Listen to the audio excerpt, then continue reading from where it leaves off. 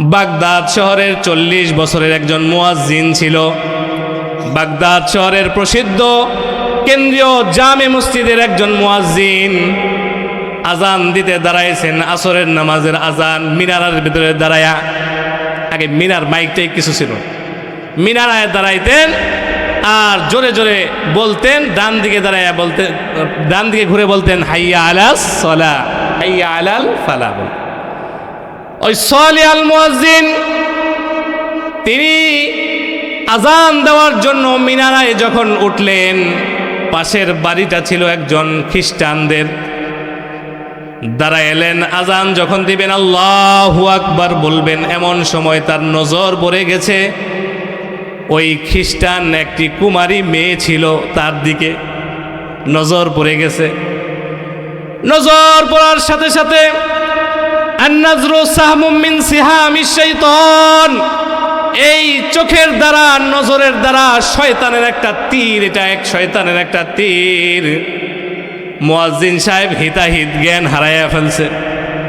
ওই রমণীর সৌন্দর্য দেখে, তার রূপ লাবণ্য দেখে 40 বছরের মুয়াজ্জিন সব কিছু হারাইয়া বলছে, আমি কি দেখলাম? শয়তান তারে ধোঁকা দিয়েছে, শয়তান তাকে ওয়াসওয়াসা দিছে।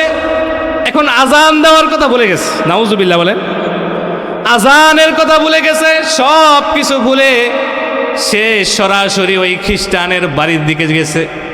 যাওয়ার পরে খ্রিস্টানের মেয়ের দিকে গেছে, যাওয়ার পরে দেখে খ্রিস্টান মেয়ে কাজ করতেছিল। সে বলতেছে, এখন মুয়াজ্জিন সাহেব বলছে, ও খ্রিস্টান রমণী, তোমাকে দেখে আমার খুব ভালো লাগছে, আমি তোমাকে বিবাহ করতে চাই। বলেন নাউজুবিল্লাহ, আমি তোমাকে বিবাহ করতে চাই। এত নামি দামি একজন মুয়াজ্জিন, হক্কানি বুজুর্গ, তার একটা নজর নজরের মাধ্যমে কোন পর্যায়ে চলে গেছে। এখন ওই খ্রিস্টান নারী, কুমারী নারী বলছে, কিভাবে আপনি আমাকে বিয়ে করবেন? আপনি তো মুসলমানের ইমাম, আমি হচ্ছে খ্রিস্টান। মুসলমান আর খ্রিস্টান কিভাবে বিবাহ হয়? এটা তো সম্ভব না।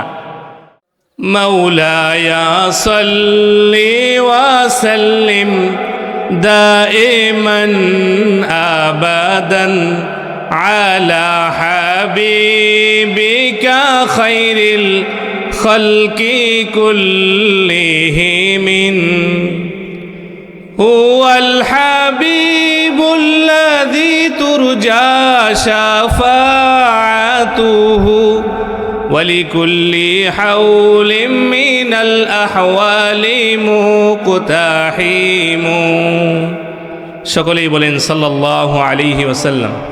তুমি বাঁচাও, তুমি মারো, অবিরত ক্ষমা করো। তুমি বাঁচাও, তুমি মারো, অবারিত ক্ষমা করো। ধরার যাকে তাকে ধরো, শুকর গুজার তোমার আল্লাহ। সুবহানাল্লাহ ওয়ালহামদুলিল্লাহ, লা ইলাহা ইল্লাল্লাহ। সুবহানাল্লাহ ওয়ালহামদুলিল্লাহ, লা ইলাহা ইল্লাল্লাহ। মধুর কালিমা, ঠিক কিনা? হাবিবে কিবরিয়া নবী বলেন, মান কানা আখিরু কালামিহি লা ইলাহা ইল্লাল্লাহ ফাদাখালাল জান্নাহ, যার শেষ বাক্য হবে লা ইলাহা ইল্লাল্লাহ, সে জান্নাতে প্রবেশ করে ফেলেছে। বলেন সুবহানাল্লাহ। এই কালেমাকে দিলের ভিতরে ফিট করার জন্য, এই কালেমাকে দিলের ভিতরে এরকম বদ্ধমূল করার জন্য বারবার, বহুবার, হাজারবার, লক্ষবার, কোটিবার এই কালেমা পড়তে রাজি আছে কিনা? বেশি বেশি পড়বেন, তাহলে অটো আইসা যাবে ওই কালেমা। সম্মানিত হাজির, আজকের এই মাহফিলের সম্মানিত সভাপতি জনাব ডক্টর মোহাম্মদ আবু হানিফা সাহেব, বিদগ্ধ শিক্ষাবিদ, সহকারী অধ্যাপক, মধুপুর সরকারি কলেজ। আমরা একজন যোগ্য বিদগ্ধ একজন মসজিদের সভাপতি পেয়েছি, বলি আলহামদুলিল্লাহ। যাকে ইচ্ছা তাকে সভাপতি দিয়ে দেয়। আরে গত জুমায় আলোচনা করেছি, যে আর্থে যাকে তাকে সভাপতি এবং মসজিদের দায়িত্ব দেওয়া যাবে,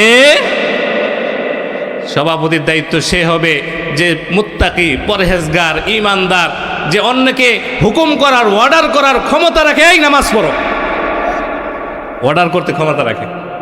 একজন দুর্বল লোককে দিয়ে দিলেন যে নিজেই নামাজি না, তাহলে তার দ্বারা মসজিদ আবাদ হবে? আল্লাহ সুবহানাহু ওয়া তাআলার শুকরিয়া আদায় করি যে আল্লাহ তাআলা আরশের মালিক, আসমানের মালিক, জমিনের মালিক আল্লাহ তাআলা সুস্থতার জিন্দেগি দিয়েছেন, যে আল্লাহ তাআলা আমাদেরকে হায়াত দিয়েছেন, যে আল্লাহ তাআলা অগণিত অসংখ্য নিয়ামত দিয়েছেন, সে আল্লাহ তাআলার শুকরিয়া আদায় করি, বলি আলহামদুলিল্লাহ। যে আল্লাহ সুবহানাহু ওয়া তাআলা জালিসুর রহমান বেহেশতের বাগানে বসার তৌফিক দিয়েছেন, যেই বেহেশতের বাগানে বসলে প্রত্যেকটা ওয়াক্তে সাকিনা নাজিল হয়, প্রত্যেকটা ওয়াক্তে গুনাহ মাফ হয়। সুবহানাল্লাহ, গুনাহ মাফের মাহফিল এটা। আমাদের প্রিয় উস্তাদ আবুল হোসেন আতহারি হুজুর যেহেতু মৃত্যুর আলোচনা করেছেন, সেজন্যই আমি অন্য একটা বিষয় আলোচনা করতে চেয়েছিলাম, কিন্তু না, সামনে কবরস্থান। আমি সূরাত আলী ইমরানের 185 নম্বর আয়াত তেলাওয়াত করেছি। এইখানে কবরের ভিতরে শত শত মুর্দেগান শুয়ে আছে, তারা এই এলাকার ভিতরে জিন্দা ছিলেন, এই এলাকার ভিতরে আমাদের মতোই চলাফেরা করেছেন। আজকে তারা নাই। কোথায় গেলেন হারায়া? কোথায় গেলেন হারায়া? মাউতু কাসিন কুল্লু নাসিন শারিবুন। কবি সুন্দর করে আমাদেরকে শিক্ষা দিয়েছেন, মৃত্যু নামক যেই পেয়ালাটা আছে সবাইকে পান করতে হবে। ও কবরু বাইতিন কুল্লু নাসিন দাখিলুন। কবর নামের যেই ঘরটা আছে সবাইকে সেই ঘরে প্রবেশ করতে হবে, ঠিক কিনা? থাকার জায়গা না। একদিন তোমারি নাম মসজিদে হবে এলান, একদিন তোমারি নাম মসজিদে হবে এলান। তৈরি থেকো, তৈরি রেখো কবরের মাল সামান, একদিন তোমারি নাম মসজিদে হবে এলান, ঠিক কিনা? হঠাৎ করে এলান হবে।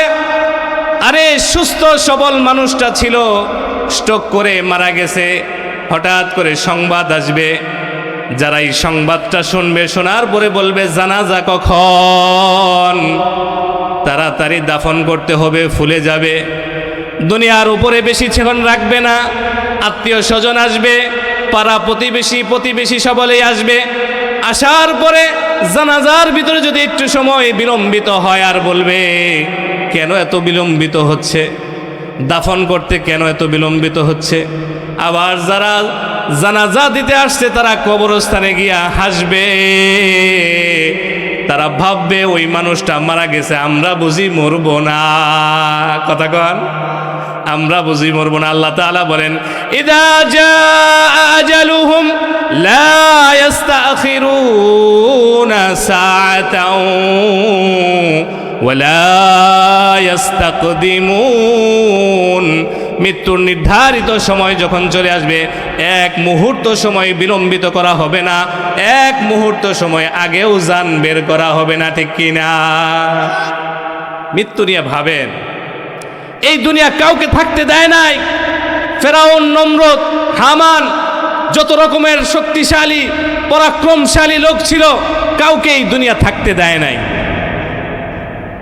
আপনি বিরাট মজবুত করে বিল্ডিং বানাইলেন, বানানোর পরে 200 বছর 100 বছরের গ্যারান্টিযুক্ত বিল্ডিং বানাইলেন, বানানোর পরে আপনার যে নাতি আসবে, পুরান মডেলের এই বিল্ডিংটা কে রাখছে এটা ভেঙে ফেলাও, পুরান মডেলের এই শোকেসটা কার, ভেঙে ফেলো। কোনো জিনিস রাখে না, মৃত ব্যক্তির কোনো চিহ্ন খুঁজে পাওয়া যায় না। 1 বছর 2 বছর 10 বছর 1 যুগ 2 যুগ পরে ওই মৃত ব্যক্তির কোনো চিহ্ন আর দুনিয়ার ভিতরে টিকে যায় না, খুঁজে পাওয়া যায় না। কথা কন। ওই জন্য আল্লাহ তাআলা সতর্ক করে বলেছেন, কুল্লু নাফসিন যায়িকাতুল মাউত, প্রত্যেক নফস মৃত্যুর স্বাদ গ্রহণ করবে। প্রত্যেকটা নফস শ্বাস প্রশ্বাস নেয়, প্রত্যেকটা জীব মৃত্যুর স্বাদ গ্রহণ করবে। এখন কেউ কেউ যদি ভাবে আমি মৃত্যু থেকে পলায়ন করার জন্য যদি একটা মজবুত দুর্গের ভিতরে যাই, তাইলেও কি আমার মরা লাগবে? আল্লাহ তাআলা বলেন, ওয়ালাউ কুনতুম ফি বুরুজিম মুশাইয়্যিদা, যদি তোমরা সীসা ঢালা প্রাচীরের ভিতরেও যাও, তারপরেও তোমাকে মৃত্যুবরণ করতে হবে, মৃত্যুর হাত থেকে কোনো কিছু রেহাই পাবে না। এক ব্যক্তি আল্লামা রশিদ আহমদ গাঙ্গুহি রহমতুল্লাহি আলাইহির দরবারে গিয়া হাজির, বললেন, হুজুর আমি নামাজ পড়ি, রোজা রাখি, নেক আমলগুলো করি, কিন্তু নেক আমলে মজা পাই না। কথা বলেন, আমাদের তো এই অবস্থা। হ্যাঁ, নামাজ পড়তে আসি মনে হয় ধৈর্য বাইন্ধা নিয়ে আসছি, নেক আমলে কোনো মজা পাই না। ওগো আল্লাহর ওলি, এমন একটা আমল শিক্ষা দেন যে আমলটা করলে আমার নেক আমলে মজা চলে আসে। আল্লামা রশিদ আহমদ গাঙ্গুহি বলেন, আপনি প্রতিদিন 100 বার মৃত্যুর কথা স্মরণ করবেন, দেখবেন আপনার নেক আমলে মজা চলে আসবে। সুবহানাল্লাহ, জোরে বলেন না সুবহানাল্লাহ। জান্নাতের ভিতরে একটা খেজুর গাছ লেগে গেছে, বলেন সুবহানাল্লাহ। লাগলো আরেকটা, সুবহানাল্লাহ। লাগলো আরেকটা, সুবহানাল্লাহ। লাগলো আরেকটা, সুবহানাল্লাহ। যত বলবেন তত লাভ, জিকির বারবার।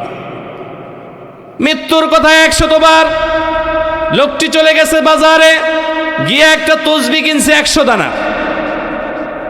ঘরের ভিতরে শুয়ে শুয়ে বলে, মৃত্যু মৃত্যু, আমার বাবা মারা গেছে, আমার দাদা মারা গেছে, 14 গোষ্ঠীর অনেক মানুষ মারা গেছে, আমি আর বেঁচে থাকবো। এমনি এমনি জিকির করে আর মৃত্যুর কথা বলে। 100 বারের জায়গায় 500 বার বলছে। পরের দিন ফজরের নামাজ কাজা হয়ে গেছে। হুজুর কি আমল শিক্ষা দিলেন, নেক আমলে মজা আসে না? হ্যাঁ, হুজুর কি মিথ্যা কথা বললেন? আবার দৌড়াই গেছেন, আল্লামা রশিদ আহমদ গাঙ্গুহির দরবারে হাজির। বলছেন, হুজুর কি নেক আমল কি শিখাইলেন, নেক আমলে মজা আসে নাই। হুজুর বললেন, তুমি কিভাবে মৃত্যুর কথা স্মরণ করছো? বলে, তসবির দানা গুনেছি আর বলেছি মৃত্যু মৃত্যু। হুজুর তো বলে বুঝে ফেললেন যে এইভাবে মৃত্যুর কথা স্মরণ করলে নেক আমলে মজা আসবে না। চোখের সামনে ভাই মারা গেছে, আল্লাহ তাআলা দেখান, বুঝান যে তোমার বাবা মৃত্যুবরণ করেছে, আজকেও এখন তুমি কারো না কারো বাবা। সুতরাং আল্লাহ তাআলা তোমাকেও বাবা বানাইছেন, যেমনি ভাবে তোমাকে রেখে তোমার আব্বা জান চলে গেছেন, তুমি এখন কারো না কারো বাবা।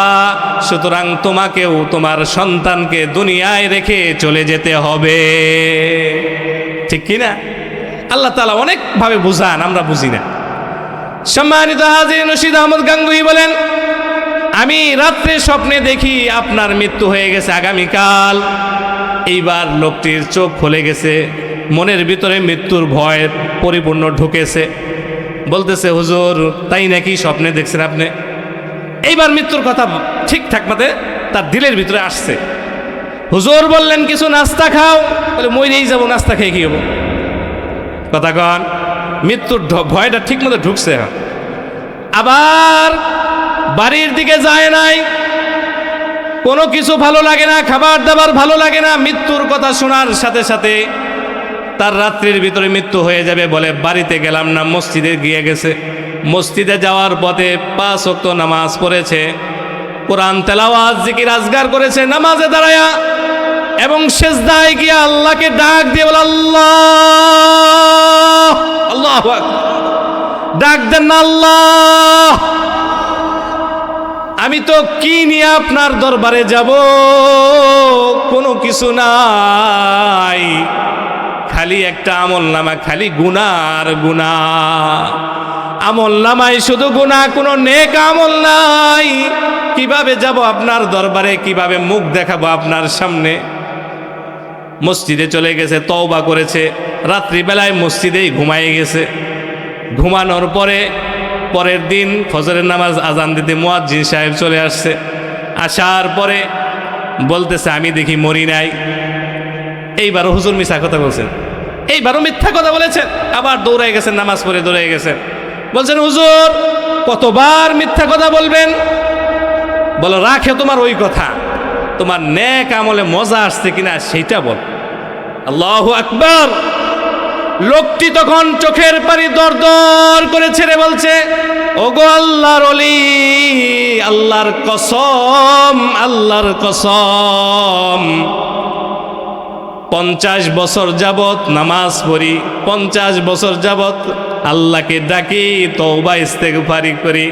আপনি যখন মৃত্যুর কথা বলেছেন তারপর থেকে নামাজ আর জিকিরে তওবায় এত মজা, এত মজা, এত মজা পেয়েছি, সারা তামাম দুনিয়ায় আমি এই পরিমাণ নেক আমলে মজা পাই নাই। সুবহানাল্লাহ। মৃত্যুকে যদি ওইভাবে হাজির আর নাজির কিন্তু কেউ রাখতে পারে যে মৃত্যু অবশ্যই আসবে, তার নেক আমলে মজা না এসে থাকতেই পারে? সম্মানিত হাজির, আমার মা বোন মৃত্যুকে ওইভাবে স্মরণ করেন। টেলিভিশনের আওয়াজ, হাতের ভিতরে মোবাইল, অশ্লীলতার বেহায়াপনা আছে কিনা নাই? সবাইকে মরতে হবে। কুল্লু নাফসিন যায়িকাতুল মাউত ওয়া ইন্নামা তুওয়াফাউনা উজুরাকুম ইয়াউমাল কিয়ামা।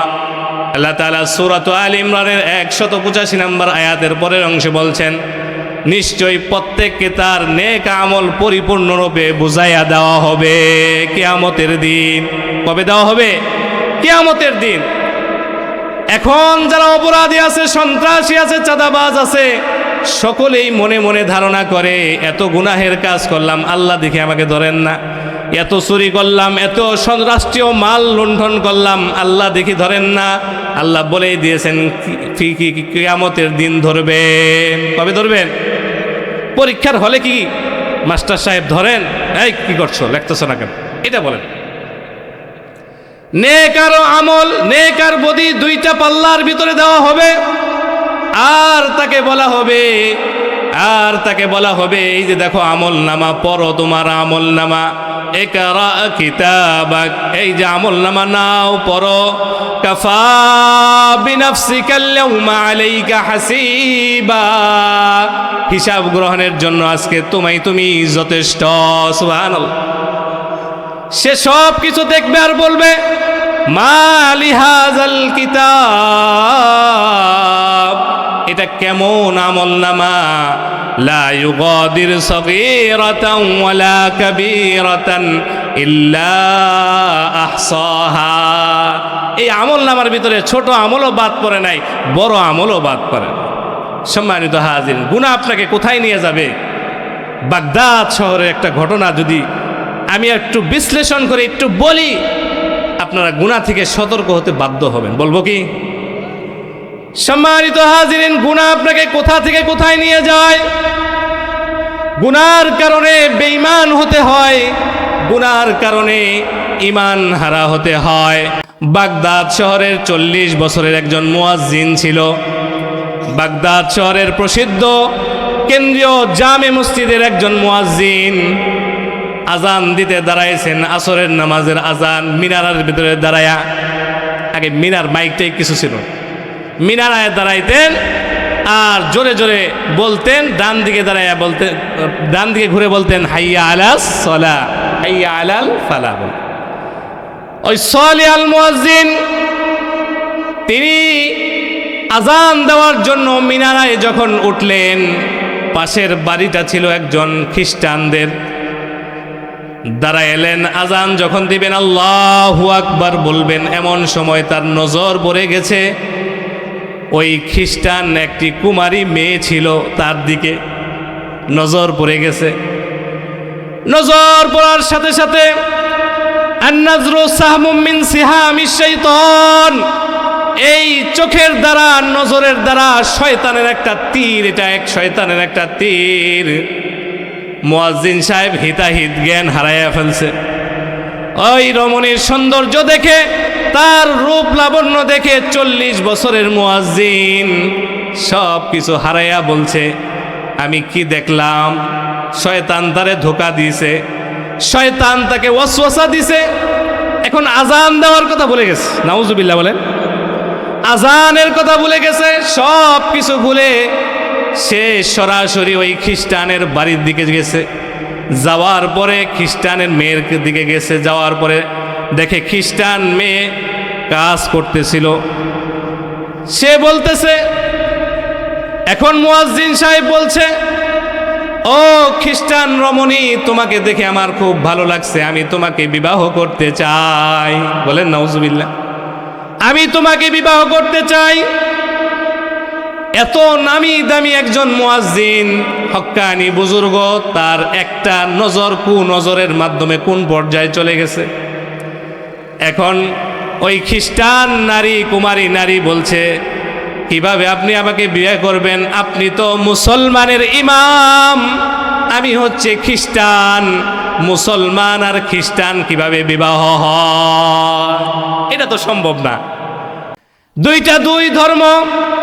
দুই ধর্ম পৃথক পৃথক হওয়ার কারণে আপনার সাথে বিবাহ বন্ধন চলবে না বলছে। মুয়াজ্জিন তখন বলে, যাও, আমি আমার ইসলাম ধর্ম ছেড়ে দিলাম। নাউজুবিল্লাহ।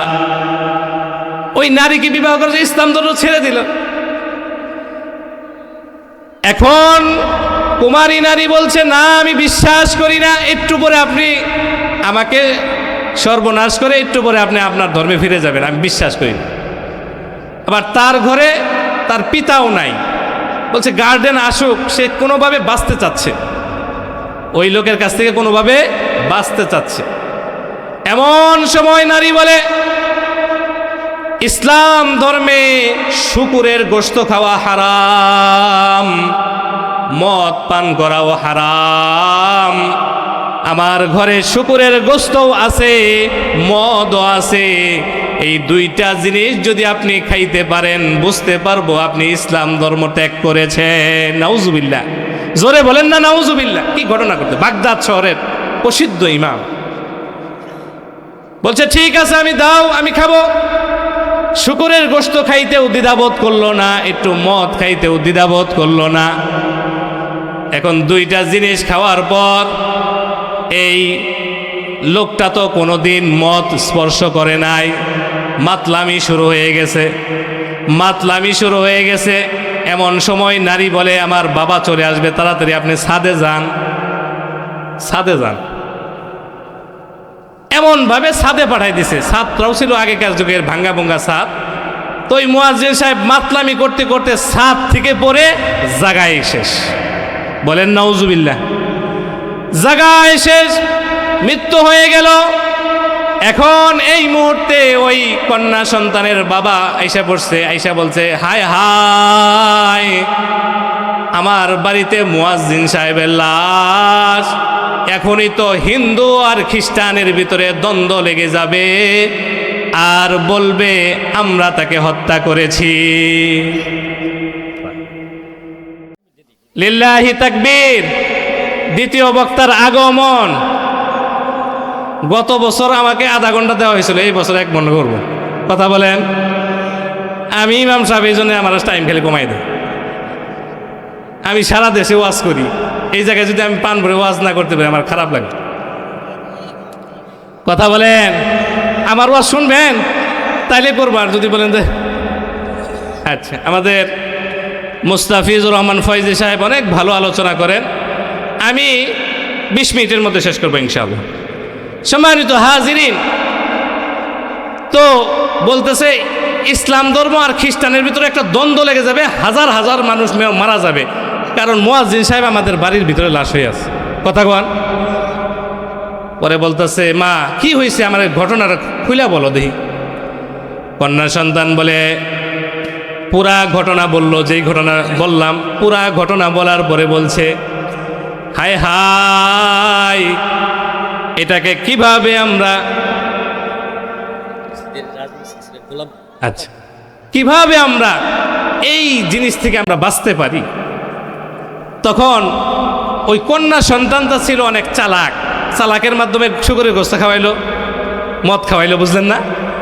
বলতেছে, বাবা তুমি মসজিদে গিয়া ইমাম সাহেবকে বলো এই ঘটনা ঘটছে, এখন ঘটনা ঘটার পর এইভাবে মারা গেছে, এখন আপনাদের এই মুয়াজ্জিন সাহেবকে নিয়ে যান। ইমাম সাহেবের কাছে যখন এই ঘটনা বলা হলো, বলার পর মুসল্লি এবং বাগদাদ শহরের সমস্ত মানুষ বলতেছে, লানাতুল্লাহ, হাফিজাহুল্লাহ, রহমাতুল্লাহ, যে সুন্দর সুন্দর দোয়া তার সম্পর্কে ব্যবহার করা হতো, এর বিপরীতে সমস্ত বাগদাদ নগরীর সমস্ত মানুষ বলছে লানাতুল্লাহ, এই মুয়াজ্জিনের উপর আল্লাহ তাআলার লানত, আল্লাহ তাআলার অভিশাপ। বলেন নাউজুবিল্লাহ। কারণ সে ইসলাম ধর্মের ভিতরে কলঙ্ক লেপন করেছে, ইসলাম ধর্মের মান সম্মান রক্ষা করে নাই, ইসলাম ধর্মের চুনকানি লাগাইছে। কেউ তার লাশটা আনতে চায় নাই, নিতে চায় নাই, লাশ পচে যাক। তখন ওই কন্যা সন্তানের বাবা তাকে ছেঁচড়াইয়া একটা গর্ত খনন করে সেই জায়গায় পুঁতে দিয়েছে। এইবার বলেন, গুনাহের কত রকমের মন্দ স্বভাব, গুনাহের প্রভাবটা কি? একটা কুদৃষ্টি। আজকে যুবক হাতে ধরি, পায়ে ধরি, মোবাইলটা হাতে নিয়ে উলঙ্গ ছবি, একবার দেখলে যদি, একবার নজরের কারণে যদি এত পরিমাণ অভিশাপ হতে পারে, হাজার বার, লক্ষ বার, কোটি বার দেখতেছো, তোমার মন ভরে না, তোমার মন ভরে না, আল্লাহর নাফরমানি করতেছো, তোমার মন ভরে না। ও যুবক, ফিরে আসো, তওবা করো। ইন্নাল্লাহা ইয়াগফিরুয যুনুবা জামিআ, আল্লাহ তাআলা বলেছেন, বান্দা যদি তওবা করে আমি তার জীবনের সমস্ত গুনাহ মাফ করে দিব। আল্লাহু আকবার। সমস্ত গুনাহ মাফ করে দিব। ওয়া ইন্নামা তুওয়াফাউনা উজুরাকুম ইয়াউমাল কিয়ামাহ, আল্লাহ বলছেন কিয়ামতের দিন সমস্ত নেকগুলো আমি পরিপূর্ণরূপে দিয়ে দিব। ফামান যুহজিহা আনিন নার, জাহান্নাম থেকে মুক্তি যাকে দেওয়া হলো, ওয়া উদখিলাল জান্নাতা, জান্নাতে প্রবেশের অনুমতি দেওয়া হলো, ফাকাদ ফাজ, ওই ব্যক্তি সফল কাম হয়ে গেল। আল্লাহু আকবার। দুনিয়া থাকতে বুঝবো না কে সফল কাম। আল্লাহ তাআলা যাকে জান্নাতে প্রবেশের অনুমতি দিবেন এবং জাহান্নাম থেকে পরিত্রাণ দিবেন, মুক্তি করে দিবেন। যাও বান্দা, তোমাকে জাহান্নামে যাওয়া লাগবে না। আল্লাহু আকবার। বলেন না আমিন। আল্লাহ তাআলা যেন এই কথা বলেন, বান্দা তোমাকে জাহান্নামে যাইতে হবে না, ওই যে জান্নাতের রাস্তায় ডান দিকের রাস্তা, ওই দিকে যাও, তাহলে সেই ব্যক্তি সফল কাম। জান্নাত সম্পর্কে অনেক আলোচনা, অনেক আলোচনা। আজকে যেই যুবক গান না শুনলে ঘুম আসে না, আল্লাহ তাআলা জান্নাতের ভিতরে গানের আয়োজন করবেন। সুবহানাল্লাহ। জান্নাতে হুর আর গেলমান আসবে, হুররা এসে বলবে, দুনিয়াতে অনেক কষ্ট করেছো, আল্লাহর ভয়ে দুনিয়ার গান শোনো নাই, আল্লাহর ভয়ে চোখ দিয়া গুনাহের কাজ করো নাই, এই জন্যে তোমরা আল্লাহ তাআলাকে রাজি আর খুশি করার জন্য যেই কাজগুলো করেছো, হুররা এসে গান গাইবে আর বলবে, নাহনুল খালিদাতু ফালা নাবিদু ওয়া নাহনুন নাইমাতু ফালা নাবাসু ওয়া নাহনুর রাদিয়াতু ফালা নাসখাতু তুবা লিমান কানা লানা ওয়া কুন্না লাহু। হুরেরা তখন গান গাইবে আর বলবে, নাহনুল খালিদাত, আমরা চিরকাল তোমাদের সাথে থাকবো, ফালা নাবিদু কখনো তোমাদের থেকে বিচ্ছিন্ন হব না। সুবহানাল্লাহ। দুনিয়ার স্ত্রীগণ একটু রাগ করলে, গোসা করলে বাপের বাড়ি চলে যায়, কথা বলেন, হ্যাঁ, একটু যদি মন মালিন্য হয় চলে যায়। ঘুররা এসে বলবে দুনিয়ার স্ত্রীরা অনেক জ্বালাইছে, অনেক তোমাদেরকে কষ্ট দিয়েছে, আর কষ্ট না, নাহনুল খালিদাতু ফালা নাবিদু, আমরা চিরকাল তোমাদের সাথে থাকবো, তোমাদের সাথে কখনো ছেড়ে যাব না। সুবহানাল্লাহ। ওয়া নাহনুন নাইমাতু ফালা নাবাসু, আমরা এমন নিয়ামত কখনো দূর হব না। তুবা লিমান কানা লানা ওয়া কুন্না লাহু। আল্লাহু আকবার। সম্মানিত হাজিরিন, তখন আল্লাহ তাআলা বললেন, এই যে যত আলোচনা করা হলো, আল্লাহ বললেন ওমাল হায়াতুদ দুনিয়া ইল্লা মাতাউল গুরুর। একটা বিষয় যদি মেনে রাখতে পারো দুনিয়ার ভিতরে আইসা, তাহলে জান্নাত যাওয়া সহজ হবে। সেটা হচ্ছে এই যে হায়াতে জিন্দিগির গোটা জিন্দিগিটা ইল্লা মাতাউল গুরুর, ধোকার বস্তু ছাড়া আর কিছুই না। সন্তান ধোকা, ব্যবসা বাণিজ্য ধোকা, চাকরি বাকরি ধোকা, সমস্ত নাজ নিয়ামত ধোকা, ব্যবসা বাণিজ্য ধোকা, ক্ষেত খামার ধোকা, পাওয়ার ধোকা, ক্ষমতা ধোকা, সব কিছু ধোকার ভিতরে আছে। সমস্ত ধোকার কারণে মানুষগুলো আর আল্লাহর পথে যাইতে পারে না, আল্লাহকে ডাকতে পারে না, আল্লাহর প্রশংসা করতে পারে না, আল্লাহর পথে চলতে পারে না, রসুলের তরিকায় মানতে পারে না, কারণ তাকে সব কিছু ধোকা দ্বারা আবরণ করে রেখেছে। পিতা মাতাও বলে যাও হারাম আছে, তাও খাও, সমস্যা নেই, কথা কন। সন্তান বলে ওর আব্বা এত সুন্দর গাড়ি কিনে দিল, তুমি কিনতে পারো না। স্ত্রী বলে হারাম হোক বুঝি না, আমার শাড়ি গহনা কিনে দিতেই হবে। তাহলে ধোকা না এগুলো? সবই ধোকা। সম্মানিত হাজিরিন, মসজিদের উদ্যোগে মাহফিল উপস্থিতি দেখে আমার খুব খারাপ লাগছে। আপনারা সকলেই চলে আসেন, আমন্ত্রিত ওলামায়ে কেরাম আলোচনা করবে, মন ভরে যাবে। ওনারা অনেক ভালো আলোচনা করেন। সম্মানিত হাজির, আমি আর বাড়াচ্ছি না। সুতরাং সূরাত আল ইমরানের এই কয়েকটি পদক্ষেপ যদি আমরা দিলের ভিতরে রাখতে পারি, সবাইকে মরতে, এক নাম্বার বলেন, সবাইকে মরতে হবে, সবাইকে মরতে হবে, মরতে হবে, সবাইকে মরতে বলেন, মরতে হবে, মরতে হবে, এক নাম্বার। দুই নাম্বার, আল্লাহ তাআলা কিয়ামতের দিন আমাদের সমস্ত নেক আমল, বদ আমলের বদলা বুঝাইয়া দিবেন, দুই নাম্বার। আর ওই দিন জাহান্নাম থেকে যাকে মুক্তি করা হবে আর জান্নাতে প্রবেশের অনুমতি দেওয়া হবে, ওই ব্যক্তি সফল কাম। দুনিয়াতে, দুনিয়ার ভিতরে দুঃখে আসিল নাকি সুখে আসিল ওইটা দেখার বিষয় না।